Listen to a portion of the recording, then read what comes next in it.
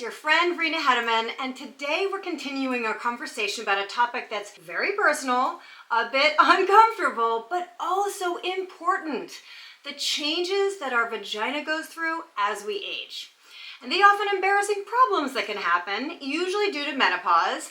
And then I'm going to give you 5 tips that work to alleviate those problems.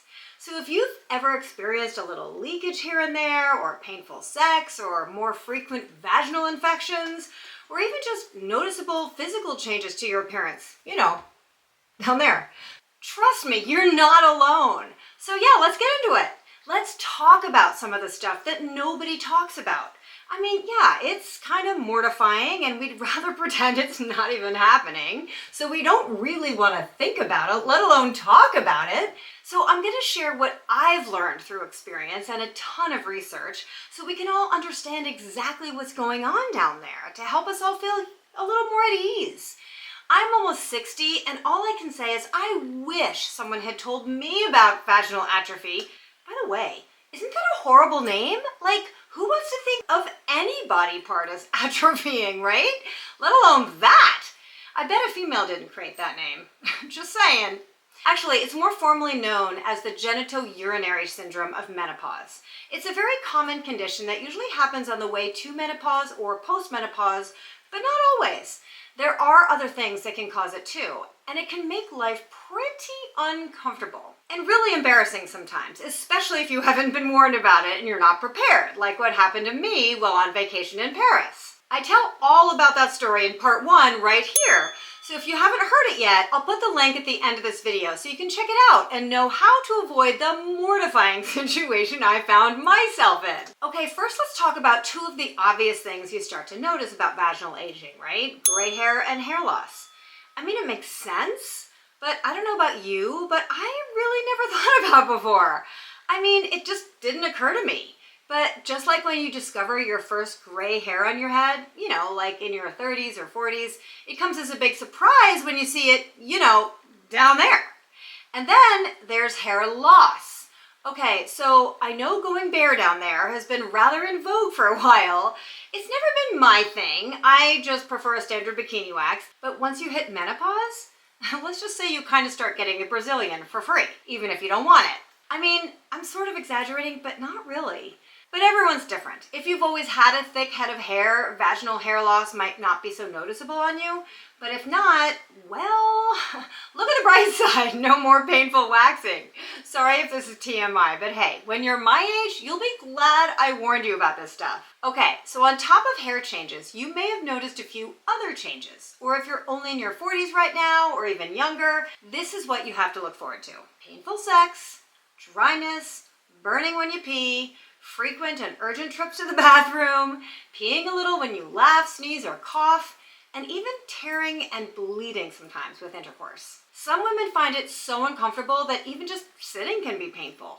I don't know how old you are or what stage of life you're in, but if any of this has ever happened to you, please share in the comments and help others who might be in the same situation. Most women feel all alone about it. Something you say could really make a difference for someone else. So we've got to open up and normalize this conversation and end the shame and stigma of menopause and aging. I mean, it happens to all of us lucky enough to be alive in our 50s, 60s, and beyond, right? And it happens to men too, actually. Not menopause, obviously, but penile atrophy, aka penis shrinkage. And men do go through andropause, which is when their reproductive hormones decline. Basically, testosterone. It's not as obvious or as sudden as it feels for women because the hormonal decline is more gradual, but andropause can start anytime after 30 in men. I'm actually going to do a whole separate video on that topic next month. I'll be interviewing a doctor who specializes in men's health, specifically andropause. I'm really excited. Because I think it's important that we women know what's going on in men's bodies as they age, just as it's important for them to understand what we women go through in menopause and perimenopause. So anyway, stay tuned for that video because it's coming soon.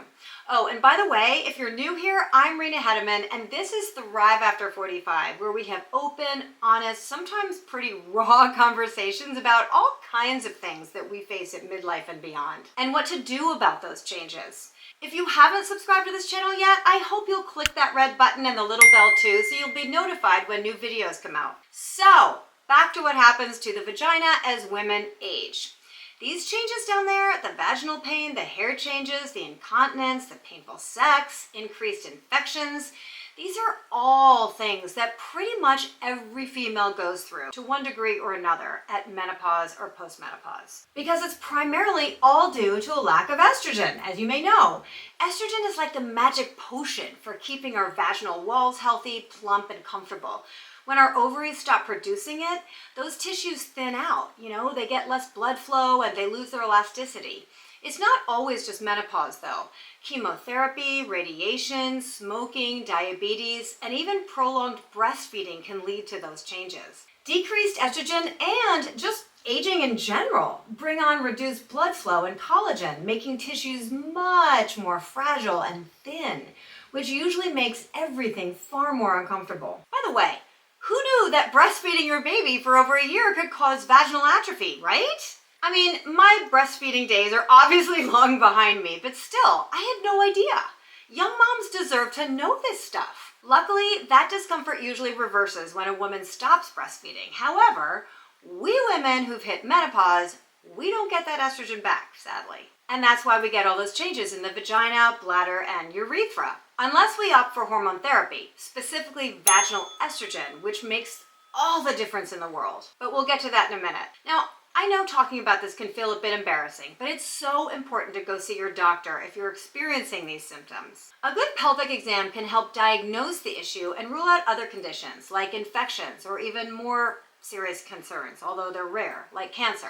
Your gynecologist, urologist, or urogynecologist can help you figure out what's going on and help you get the treatment you need. But you can start right at home too, and I've got some great solutions for you, so stick around because I'm getting to all that in just a minute. But first, let's get into some more specific details about what happens to our vagina as we age.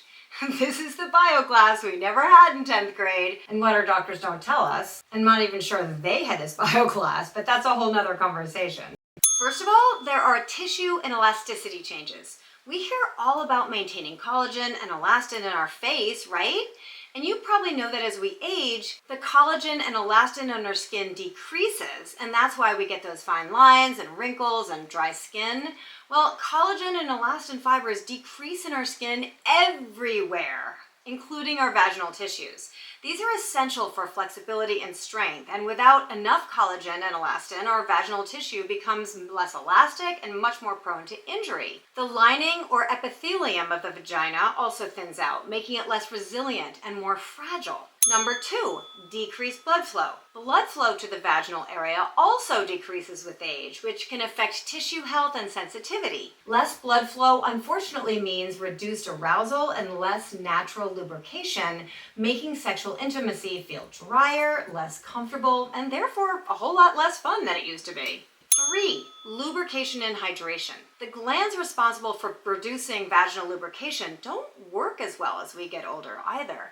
This also contributes to that dryness and discomfort. The type and consistency of vaginal secretions usually changes too, sometimes becoming less clear and more sticky. 4, vaginal length and width.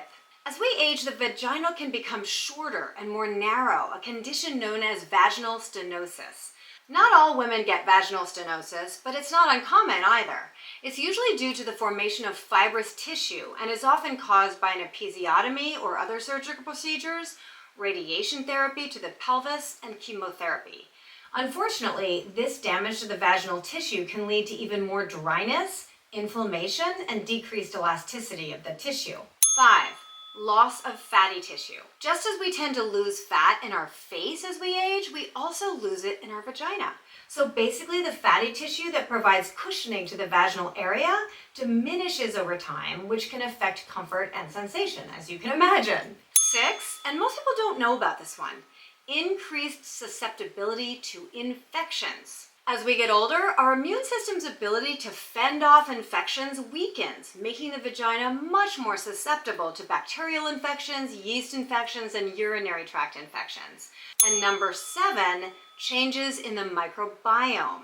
Also, as we age, the vaginal microbiome becomes less dominated by lactobacillus species, bacteria that are commonly found in the human gut, mouth, and vagina. They're considered generally as good bacteria and are crucial for maintaining an acidic environment that protects against infections. With reduced lactobacilli, the pH balance of your vagina rises, creating an environment more conducive to the growth of pathogenic bacteria and yeast, which can then lead to bacterial vaginosis, yeast infections, and increased susceptibility to sexually transmitted infections. Okay, before we wrap up, as promised, I want to share with you 5 ways to minimize or decrease the effects and symptoms of vaginal atrophy. These tips can really make a difference in your comfort and quality of life. First up, vaginal estrogen therapy. I won't lie, this has been my absolute savior. It's made a huge difference in my life. No more stress incontinence, no more urinary emergency, and way less pain. If you don't know about vaginal estrogen, ooh girl, I swear, it's literally a godsend. It's when you put estrogen directly in the vagina to help replenish those local estrogen levels. And it's even okay for those of us with a strong family history of breast cancer. I'm not a candidate for oral HRT, hormone therapy, or even the patch. But vaginal estrogen is generally safer because you don't ingest it, and it's such a tiny dose in a small localized area. It can come in forms like creams, rings, tablets, and suppositories. Personally, I use the tablets, which are tiny. Here's what one looks like. They come with a slim applicator to help you get them up where they need to go, and it dissolves in your vagina overnight. And what happens is, the estrogen helps thicken the vaginal tissues and improve natural lubrication, which helps alleviate the dryness, itching, and discomfort. It's only available by prescription, so go see your doctor to find the best form and dosage for you. Next, let's talk about vaginal moisturizers and lubricants, which, by the way, are not the same thing. Vaginal moisturizers like Replens can be applied regularly to keep things hydrated, while lubricants such as Astroglide or silicone-based ones like Eros are perfect for reducing friction, which creates that awful pain during sexual activity. I'm not affiliated with those products and I don't sell them, I'm just giving you a few possible solutions. Some women prefer natural options like coconut oil or olive oil and absolutely swear by them. So you're going to want to use moisturizers several times a week and apply lubricants before sex. And I promise you will notice a difference. Your body will thank you. Number 3 is pelvic floor exercises. These exercises strengthen the pelvic floor muscles, which support the bladder, bowel, and uterus. Stronger muscles can improve vaginal health and reduce symptoms of atrophy. Kegel exercises are simple. Just squeeze and hold the pelvic floor muscles like you're trying really hard not to pee for 4 or 5 seconds, then release. Do this several times a day. Consistency is key, so try to incorporate these exercises into your daily routine. There's actually kind of a bit more to it than that, but if you can't get an appointment with a pelvic floor physical therapist, that's the next best thing. 4th, maintain regular sexual activity. This helps a lot, actually. I know it might seem counterintuitive, but think about it. Engaging in sexual activity, whether it's with a partner or through solo activities, increases blood flow to the vaginal area, which helps maintain tissue health and elasticity. If intercourse is painful, you could try vaginal dilators to gently stretch and maintain the elasticity of the vaginal walls. And communication with your partner and using plenty of lube can make this much more comfortable. Lastly, let's talk lifestyle modifications. A healthy diet rich in vitamins and minerals, especially vitamins E, D, and omega-3 fatty acids, can really support overall skin and tissue health. Staying well hydrated is also crucial. Drinking plenty of water helps maintain mucous membrane health, including the vaginal lining. Stay away from irritants like fragrant soaps and douches in the shower. And if you smoke, consider quitting, as smoking definitely reduces blood flow to the vaginal area. And for all of us, regular exercise improves circulation and overall health, getting more blood flow to your vaginal tissues, which really helps, as I said before. So there you have it, 5 fantastic ways to help manage and reduce the symptoms of vaginal atrophy. Remember, ladies, these changes are a normal part of aging. We don't have to suffer in silence. There is help out there, and we're all in this together. Thanks so much for watching, and if you found this information helpful, please give it a thumbs up and please leave a comment. I read them all. I can't always get to them right away and answer them right away, but your comments mean a lot and they really help other women. Together, we can navigate these changes and come out stronger and more informed. Sending all my love to you all. See you next week.